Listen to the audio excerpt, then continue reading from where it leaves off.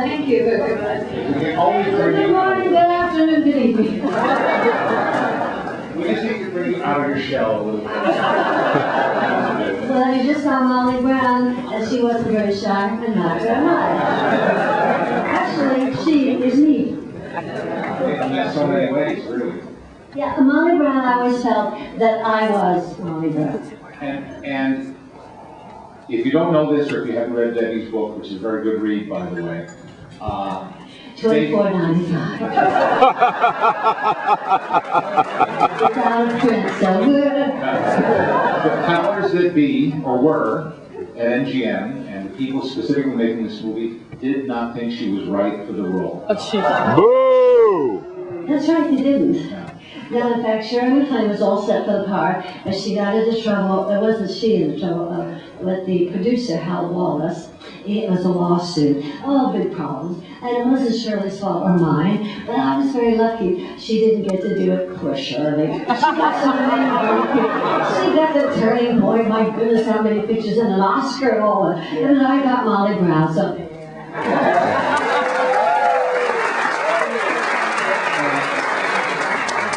But you worked your fanny off on it. You can say but.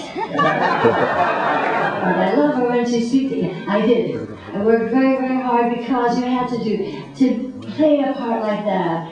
You know, she was so full of energy and she had so much dynamite in her that I had to play that. There was no other way to play Molly Brown. Give of yourself. But you gave of yourself and then some, and those dance numbers are so vigorous.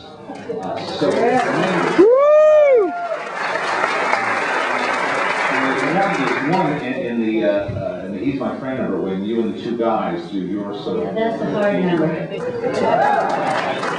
friend and just stay a friend, doesn't matter what the other people say. That's my favorite. He's a friend at the bitter end, and the bitter end's a million miles away. You have a good seat, don't you?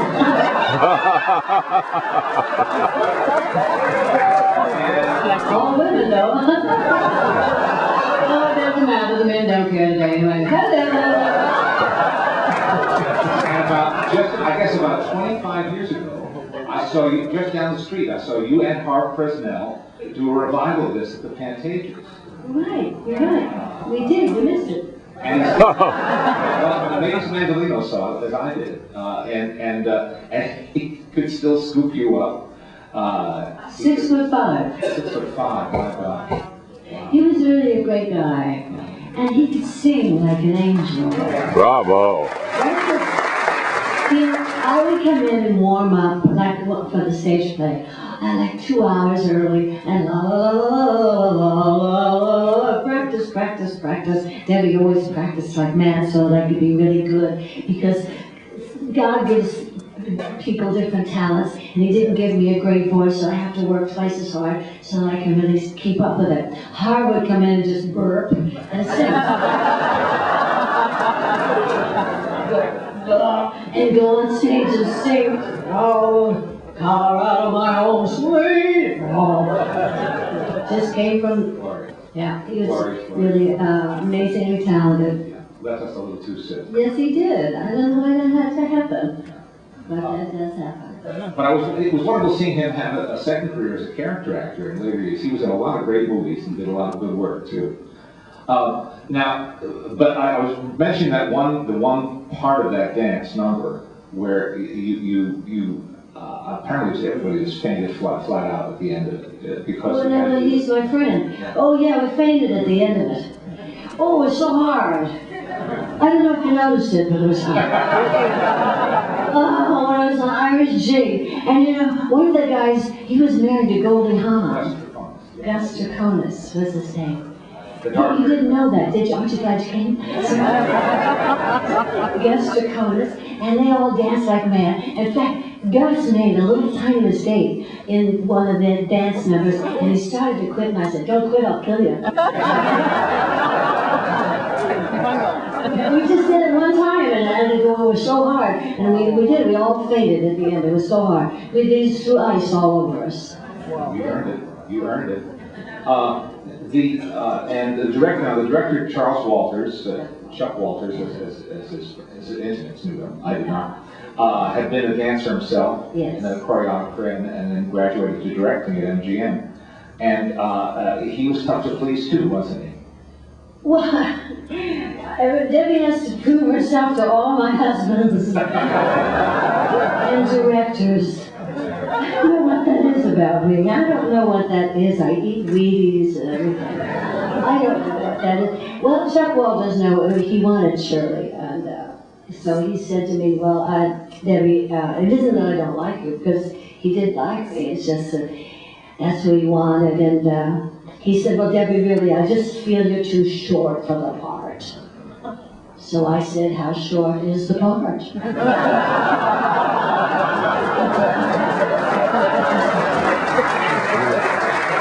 Helen Hayes said that. Helen Hayes said that when they said she was going to play Queen Victoria on Broadway, and they said, well, you're much too short for the part. You couldn't possibly play that commanding a role. You're too short for the part. How short is the part? So I read that in her book, and I never forgot that, because I am short, you know, but nothing is too... A short person can do the same thing as a tall person. As you know, James Cagney was a short person. Studied hard to get rid of it. I think Leonard is just, I just like to hear people have dialects. You know, I like to imitate people. I like Jewish dialects. I like Yiddish. You know, people have a dialect. It's how you feeling? I'm feeling fine. How you feeling? You have my name in the Tzuras, and it's a mitzvah. You got a mitzvah. A mitzvah means a good deed, a good need. It's a mitzvah. See, I'm a Gentile, but I have a good. See, I have $30 million.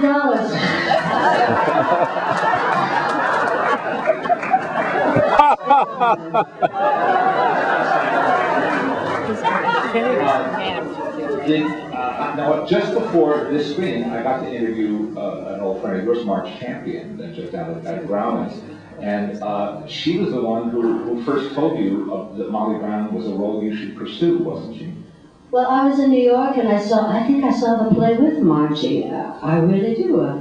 I'm pretty sure that's the memory of such. Yeah, Margie and I have been friends. We had our children at the same time, and a lot of years together. I love Margie.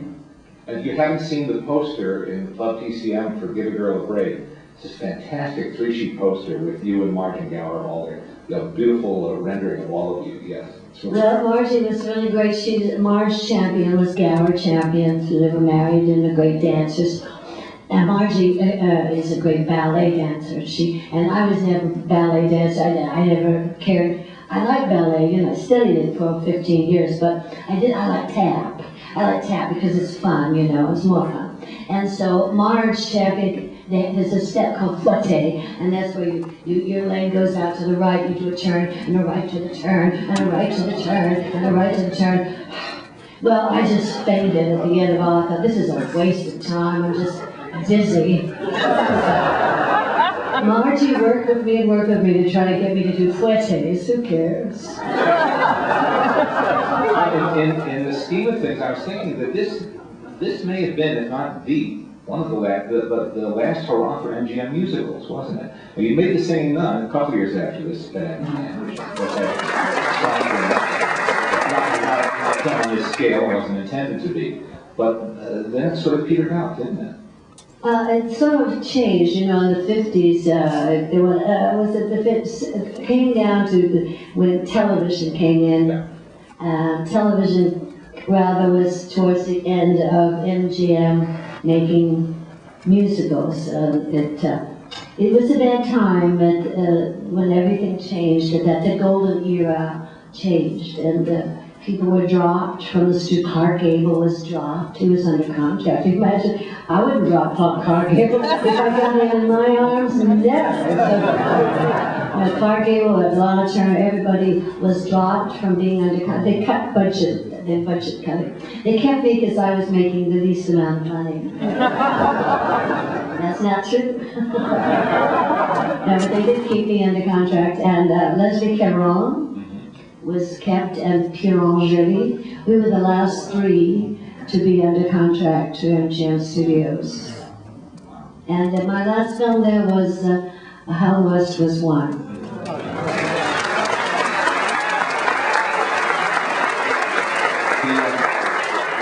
But you did do one other musical after all of this, except that people didn't see you, they only heard you.